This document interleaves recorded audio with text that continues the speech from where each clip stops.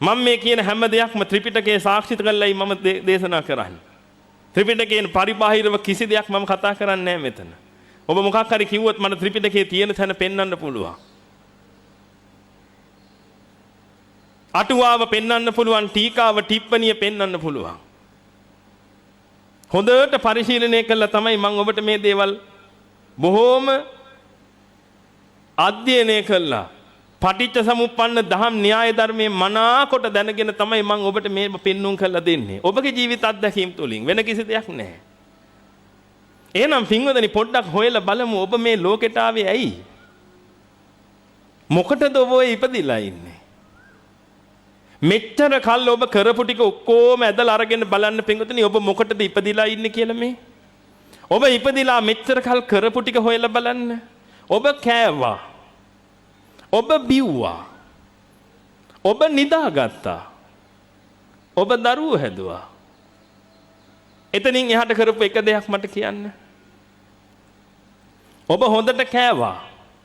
හොඳට බිව්වා.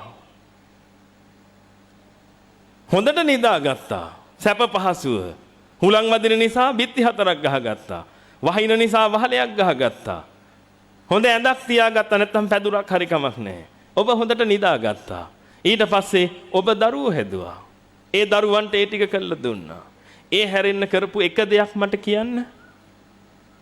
එක දෙයක් ඒ හැරෙන්න. ඔබ කියයි, "ඇයි මං ඉගෙන ගත්තේ?" එහෙමත් කියයි.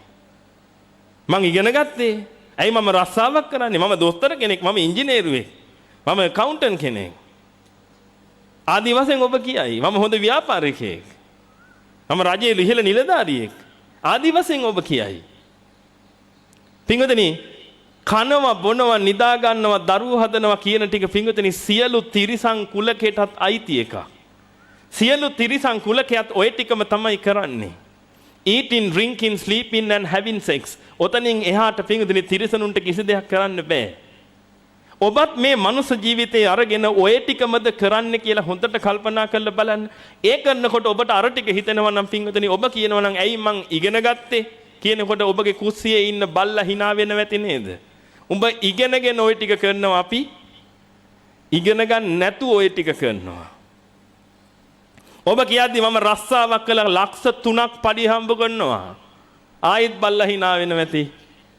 අනේ ගොනෝ, උඹ උදේ ඉඳලා රෑ වෙනකම් මහන්සිලා හම්බ කළා ඔය ටික කරන්නේ, අපි නිකම්ම ඔය ටික කරගන්නවා.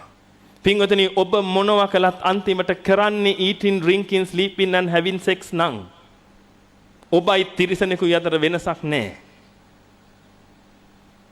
මේවා හොඳට තේරුම් ගන්න පින්වතුනි, ඔබට මේ මනුස්ස ජීවිතේ ලැබුණේ ඔය ටික කරගන්න නෙමෙයි. ඔබට මේ මනුස්ස ජීවිතේ ලැබිලා තියෙන එතනින් එහාට තියෙනව ටිකක් කරගන්න, අන්න ඒක කරගන්න.